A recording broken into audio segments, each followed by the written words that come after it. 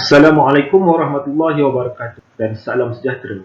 Saya Muhammad Zamani bin Ahmad Syafin dari SK Terono akan membentangkan kajian tindakan kategori matematik sekolah rendah. Tajuk kajian tindakan yang akan saya bentangkan ialah kemahiran menulis nilai dan melukis manik pada abakus dalam kalangan murid tahun 4. Kajian ini bertujuan untuk meningkatkan penguasaan dan kemahiran murid dalam pembelajaran matematik tahun 4 bagi topik abakus. Objektif kajian ini adalah bagi meningkatkan kemahiran menulis nilai abakus berdasarkan posisi yang diberi serta sebaliknya, iaitu kemahiran melukis manik pada abakus berdasarkan nilai yang diberi. Di samping itu, ia juga bertujuan untuk membangunkan pendekatan pengajaran yang menarik minat murid dengan penggunaan alat bantu mengajar dan penerapan strategi penyelesaian masalah dalam matematik.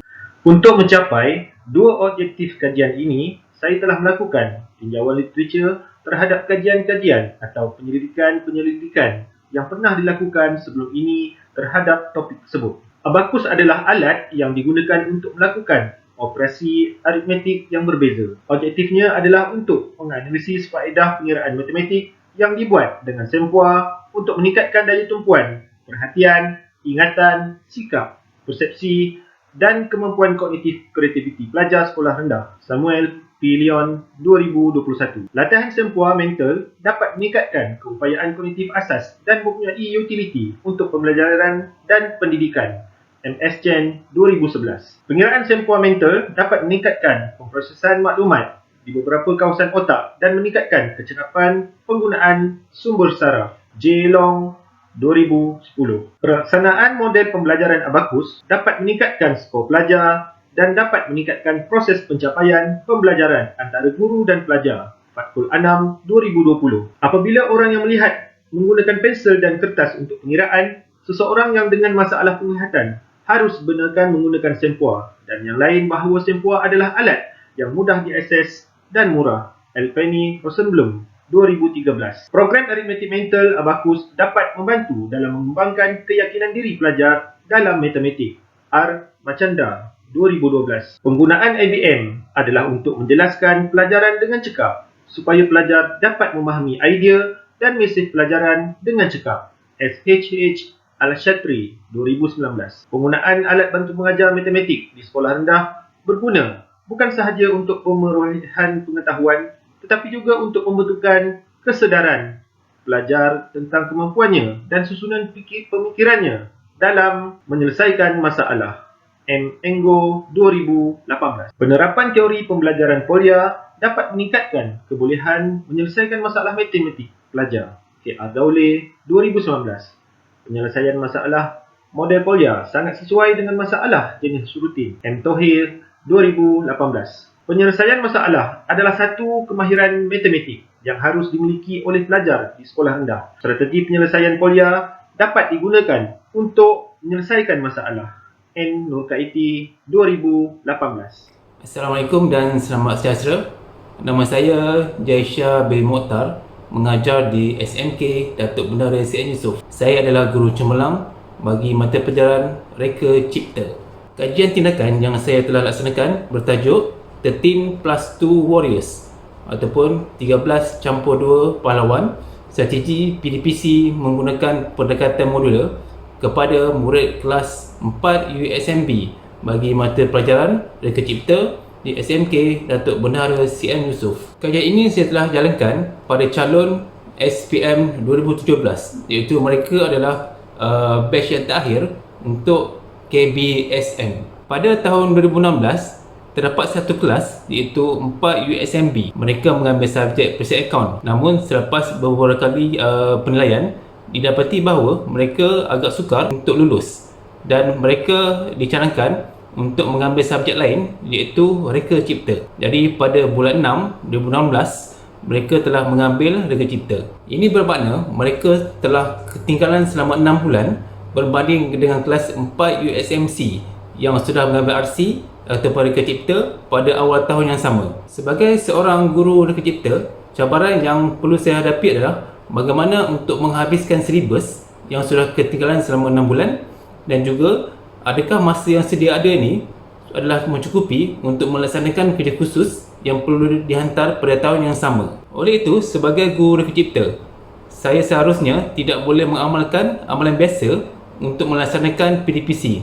Seharusnya ada satu pendekatan untuk memudahkan murid-murid ini untuk terus belajar, dan saya telah mengamalkan pendekatan modular. Saya hanya ada masa selama kira-kira 4 bulan untuk menghabiskan sukatan dan juga menyiapkan kerja khusus mereka. Apa yang saya buat ialah menyusun semula sukatan pelajaran dengan menggabungkan sukatan tingkatan 4 dan juga tingkatan 5 supaya ianya lebih tersusun dan mudah untuk saya menyampaikan.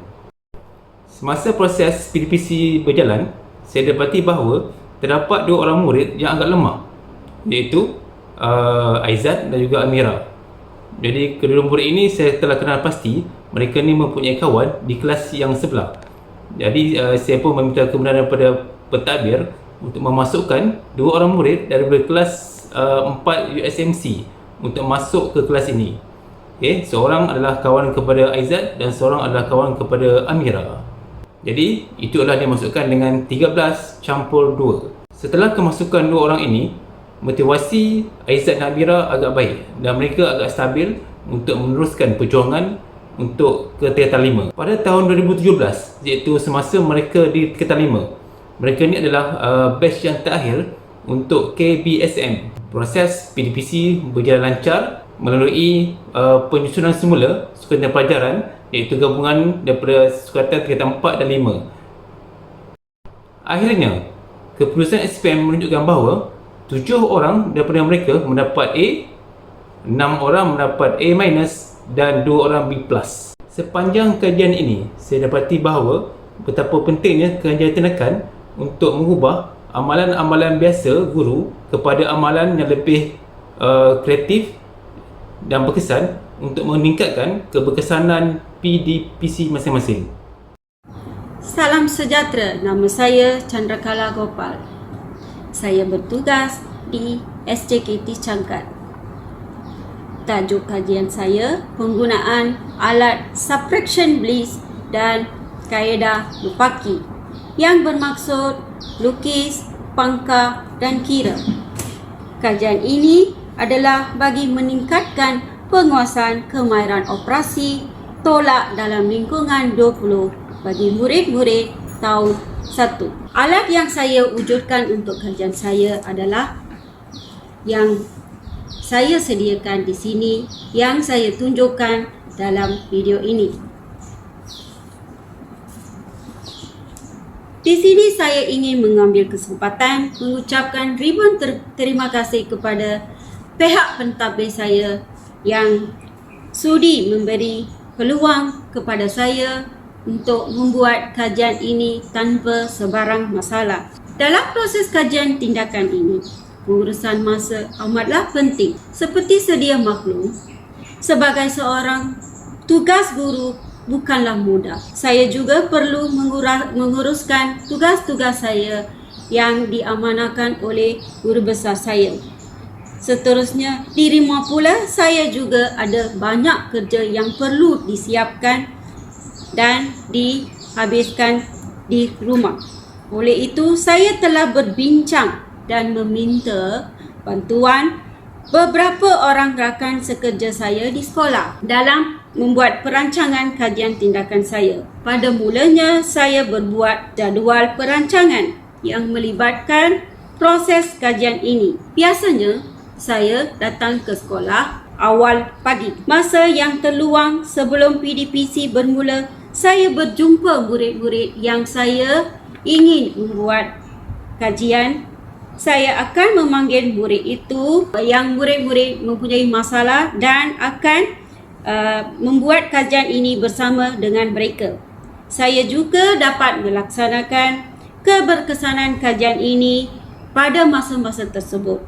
Selain itu, saya juga menggunakan time gap yang saya ada, iaitu waktu rehat ataupun jurang antara kelas dan stay back selepas waktu sekolah untuk menyempurnakan kajian saya. Walaupun ini merupakan beban kepada saya kerana saya perlu beres kerja saya dan kerja rumah saya, saya tetap bertekad untuk menguruskan masa dalam merancang dan melaksanakan kajian ini. Akhirnya, saya ingin mengucapkan terima kasih kepada semua yang sudi membantu saya dalam menghabiskan kajian ini dan menyiapkan kajian ini tanpa sebarang masalah. Action without planning is the cause of every failure. Sekian, terima kasih. Salam sejahtera. Saya Yong Siu Chi dari SJKC Pembang Batu Gajah. Tajuk kajian tindakan saya ialah meningkatkan kebolehan murid tahun 5 untuk mengingat dan berminat tentang nama dan fungsi alatan jahitan dengan menggunakan kaedah permainan snakes dan ladders. Saya amat bersyukur kerana mendapat peluang untuk berkongsi pengalaman menghasil kajian tindakan. Demi menghasil kajian tindakan yang berkualiti, kita perlu melaksanakan kajian tindakan berdasarkan modul yang bersesuaian supaya dapat menyelesaikan masalah yang dihadapi oleh pengkaji. Kita perlu membuat perancangan dan tindakan, kemudian menjalankan pemerhatian terhadap murid-murid dan akhirnya membuat refleksi supaya mampu menambahbaikkan amalan pengajaran dan pembelajaran. Cadangan yang saya ingin kongsikan kepada guru-guru adalah memilih dan menentukan fokus kajian. Apakah tajuk yang akan dikaji oleh guru? Ini sangat penting sebelum menjalankan kajian tindakan supaya tidak dapat membazirkan masa dan usaha guru-guru. Selain itu, guru-guru juga boleh merujuk kepada pakar-pakar untuk mendapatkan idea dan panduan berkaitan dengan pelaksanaan kajian tersebut ke atas murid. Guru perlu sentiasa berkolaborasi dan berbincang dengan guru pembimbing untuk mendapatkan panduan supaya hasil kajian pengkaji mendapatkan keputusan yang baik.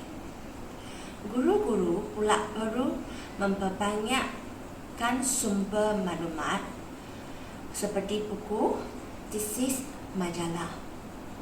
Guru pula mesti banyak membaca dan mendapat maklumat dari berbagai media massa yang boleh dipercayai agar mendapat idea yang melaksanakan kajian tindakan. Dan faham pula, semasa dalam proses pengumpulan data awal, guru-guru perlu menggunakan berbagai instrumen untuk mengenal pastikan isu dan masalah yang dihadapi oleh murid dengan lebih jelas dan terperinci. Selain daripada kaedah ujian penilaian, kaedah pemerhatian dan kaedah temu bual juga boleh dilaksanakan oleh guru untuk mendapatkan maklumat berkaitan dengan masalah yang dihadapi. Semua data yang dikumpul perlu dianalisis dan disemak supaya memberi peluang kepada proses pengesahan dapatan yang boleh dipercayai. Setakat ini sahaja perkongsian saya bagi menghasilkan kajian tindakan. Saya harap perkongsian tadi dapat memberi manfaat kepada guru-guru. Sekian, terima kasih.